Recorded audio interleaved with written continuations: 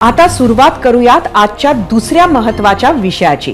51 गाड्यांचा ताफा, मागे पुढे माध्यमांच्या गाड्या, प्रत्येक चौकात जेसीबीतून पुष्पवृष्टी, गावोगावी जंगी स्वागत। हे चित्र कुठं दिसतं असं विचारलं तर तुम्ही म्हणाल की कोणत्याही राजकीय नेत्यांची रॅली असेल तर, किंवा राजकीय सभा असेल तर, फार तर एखाद्या सेलिब्रिटीसाठीही अशाच पद्धतीनं स्वागत केलं जातं।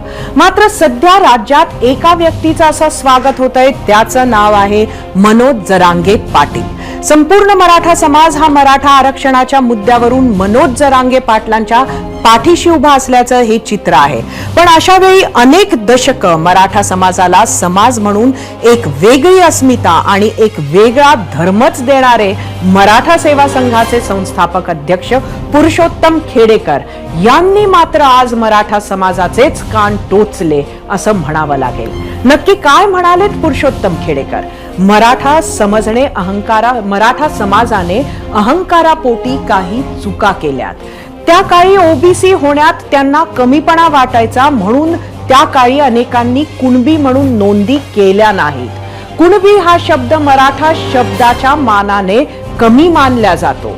आणि सगळ्यात महत्वाचे, सरकार हे मनोज जरांगे पाटलांना गाजर दाखवत आहेत। नक्की काय म्हणालेत खेडेकर आणि मराठा आरक्षणासाठी आंदोलन करणारे मनोज जरांगे हे या मताशी सहमत आहेत का, हे बघूया। मराठा समाजाला सहजासहजी अगदी मंडल आयोगाच्या वेळेस सुद्धा कदाचित ओबीसीचं आरक्षण मिळू शकलं असतं किंवा ओबीसी मध्ये समाविष्ट करता येऊ शकलं असतं।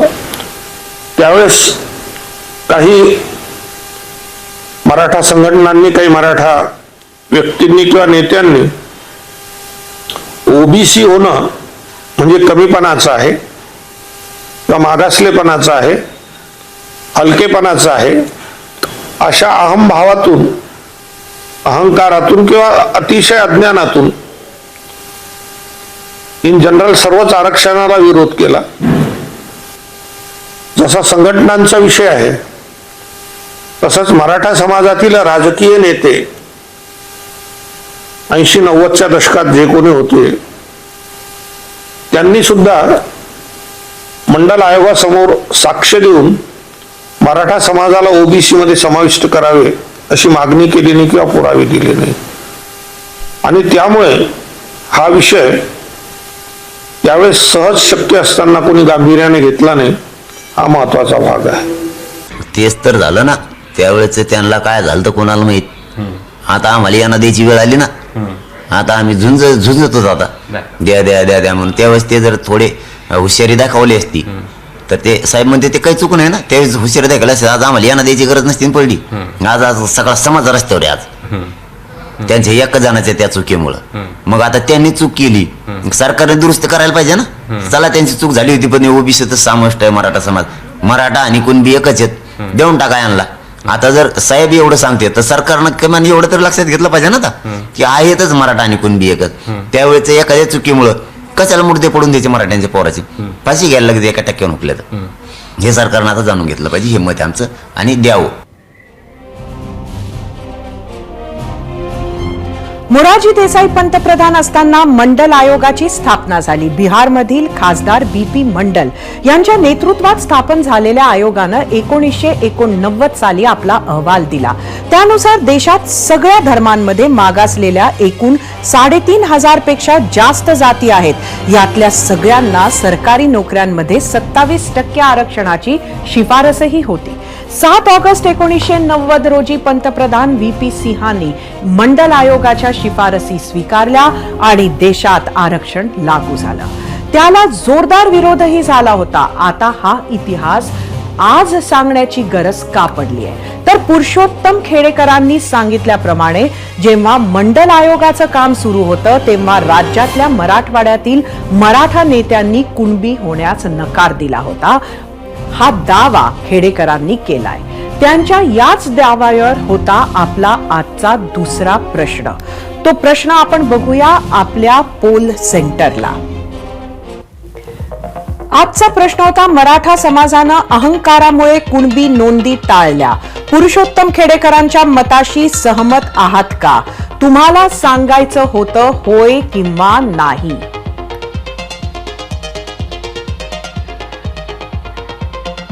याच प्रश्नावर महाराष्ट्राचा कौल आणि मतं दोन्ही जाणून घेणार आहोतच. मात्र त्याआधी पुन्हा एकदा खेडेकरांच्या दाव्याकडे जाऊयात.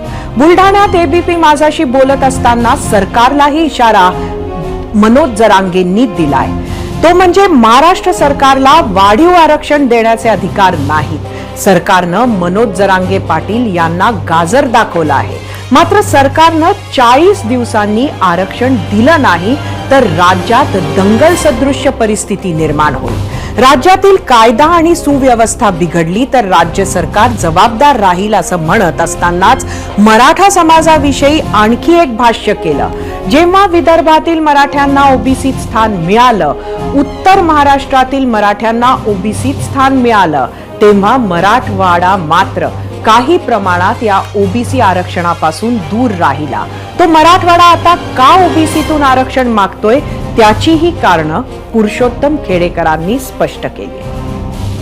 ज्या मराठ्यांनी अज्ञानापोटी अहंकारापोटी आरक्षणाचा लाभ घेण्यासाठी नकार दिला होता, त्यांच्या लक्षात आलं की आता आपण स्वबळावर शेतीच्या भरोशावर पुढे जाऊ शकत नाही. रोजगार संपलेला आहे आणि नोकऱ्या हा एक चांगला पर्याय आहे. त्यावेळेस आमच्या लहानपणी उत्तम शेती, मध्यम व्यापार, कनिष्ठ नोकरी आणि त्यापेक्षा भीक बरी अशा पद्धतीचे एक तत्वज्ञान होतं. परंतु हे अव्यवहारी होतं. हे समजेपर्यंत बराचसा उशीर झाला होता आणि ते आता समजल्यामुळे जो मराठा समाज अत्यंत विरोधात होता किंवा ओबीसीच नाही तर सर्व आरक्षण नसावं अशा मानसिकतेतला एक काही वर्ग होता, त्यांना आता ते उमगलेलं आहे की आपली चूक झालेली आहे आणि ते पुन्हा दुरुस्त करतायत असं मला वाटतं. त्यामध्ये काही गैर आहे अशातला काही भाग नाही. उशीर झालेला आहे, कायद्यात ते बसतं आणि ते देता येऊ शकतं. ते कसं द्यायचं याच्यासाठी लागणारी जी राजकीय इच्छाशक्ती आहे त्याची सर्वात मोठी कमतरता आहे. जे खेडेकरांनी सांगितलं अगदी तशीच स्थिती मराठवाड्यात दिसते. मराठा आरक्षणाची मागणी वर्षानुवर्ष सुरू आहे. आताही जालन्याच्या सराटी गावात मनोज जरांगे उपोषणावर बसलेत. त्यांनी उपोषण मागे घेतलं. त्यांना सरकारनं समिती स्थापन करत आश्वासनही दिलंय. त्यावरही खेडेकरांनी भाष्य केलंय. तेही पाहूया. जरांगे पाटील यांनी एक मोठं आंदोलन उभं केलंय आणि त्याला शासनाने भेट देऊन त्यांचं उपोषण सोडवलं. त्यांना 1 महिन्याची मुदत मागितली आहे. खरंच 1 महिन्यात आरक्षण मिळेल, सरकार आरक्षण देईल? आणि तुम्हाला काय वाटतं की सरकार खरंच आरक्षण देण्याच्या मनस्थितीत आहे का? कारण आता याला फक्त 10 दिवस उरले जवळपास. त्यांचा अल्टिमेटम संपला तर 10 दिवस सरकार देईल आरक्षण जरांगे पाटलांच्या भूमिकेला? शक्यता जवळपास शून्य आहे. मुख्यमंत्री, त्यांचे 2 उपमुख्यमंत्री आणि त्यांच्या अनेक मंत्रिमंडळातील सहकाऱ्यांनी जे काही सातत्याने सांगितलेलं आहे की सध्याच्या 52% आरक्षणाला धक्का न लागता याच्या बाहेर वेगळं आरक्षण आम्ही मिळवून देऊ, ते आज तरी स्वप्नवत आहे, ते अशक्य आहे. त्यामुळे त्यांच्यामध्ये आपसात काही चर्चा झाली असेल किंवा काही घडली असेल तर ते मला आज सांगता येणार नाही. परंतु आहे या परिस्थितीमध्ये आज तरी ओबीसी व्यतिरिक्त दुसरं कुठलंही आरक्षण ते 52% देण्याचे अधिकार महाराष्ट्र सरकारला नाही. आणि त्यामुळे महिन्याभरात आम्ही काहीतरी करू, हे त्यावेळेस त्यांनी या उपोषणकर्त्या मुलांना दाखवलेलं एक गाजर होतं.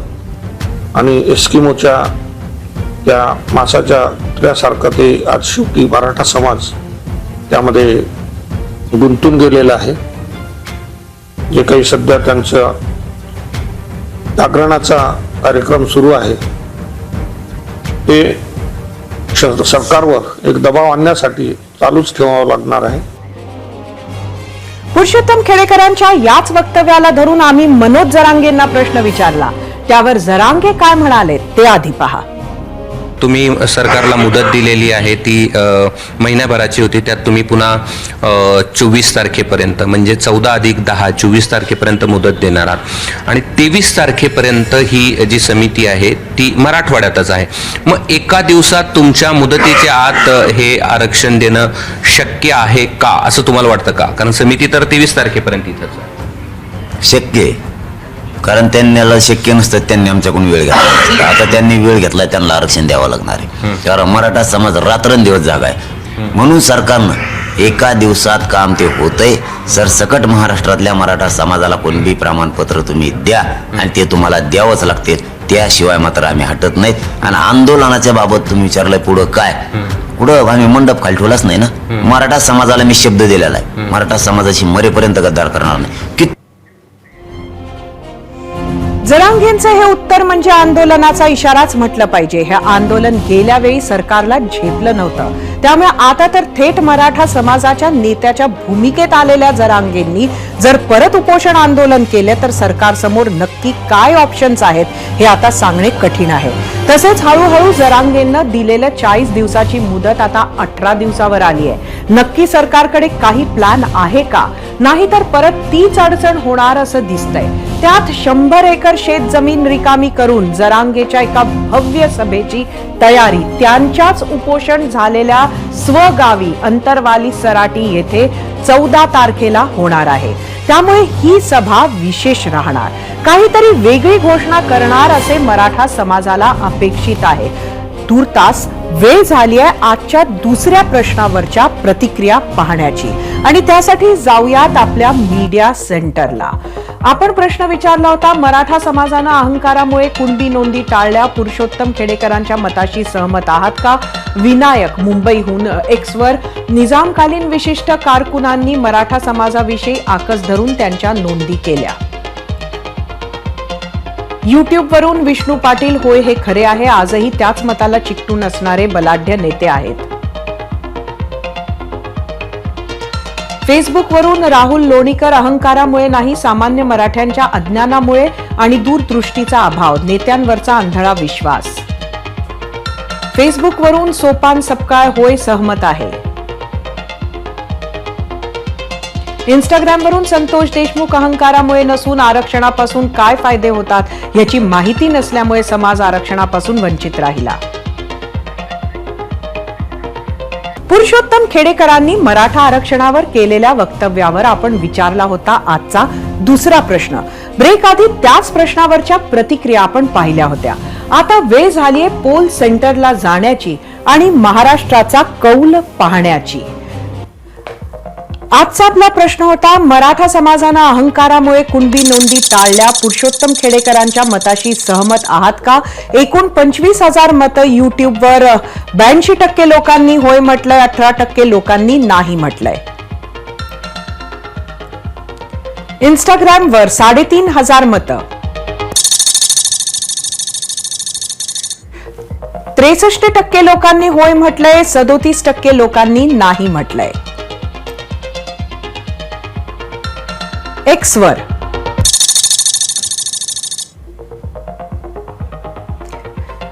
77% लोकांनी होय म्हटलंय, 23% नाही म्हटलंय. खरं तर महाराष्ट्राचा विचार केला तर मराठा आरक्षण हा मुद्दा येणाऱ्या निवडणुकांमध्ये गाजू शकतो. सध्या तरी राज्यात कोणत्याही मोठ्या निवडणुका नाहीयेत, त्यामुळे हा मुद्दा शांत करण्यासाठी शिंदे सरकारकडे पुरेसा वेळ आहे हे आपण म्हणू शकतो. मात्र मनोज जरांगेंची मागणी मान्य करत मराठा समाजाला खुश करण्यासाठी इतर समाज दुखावले जाणार नाहीत याचीही काळजी शिंदे सरकारला घ्यावी लागणार आहे. प्रश्न हा आहे की शिंदे सरकारकडे खरंच काही ठोस उपाय आहेत का? केंद्रानं आरक्षण मर्यादा वाढवून देणं यावर नेते बोलत आहेत, मात्र हाच विषय केंद्राकडे नेल्यासंदर्भात सरकारकडून फारशी माहिती समोर आलेली नाहीये. राज्यातल्या या आंदोलनांवर तोडगा हवाय हे सर्वांना, आम्हा तुम्हा सर्वांना माहिती आहे. पण खरंच कोर्टासमोर टिकेल असा पर्याय मात्र कोणीच सांगू शकत नाहीये आणि हेच कुठेतरी आज खेडेकर यांनी अधोरेखित केले आहे. आंदोलनांवर योग्य असा तोडगा काढण्याचं आव्हान शिंदे सरकार समोर आहे. बघूया ते काय करतात. 0 आवर मध्ये आज इथेच थांबूया. उद्या रात्री नवीन विषय आणि सखोल विश्लेषणासाठी पुन्हा भेटू. पाहत रहा एबीपी माझा. एबीपी माझा, उघडा डोळे बघा नीट.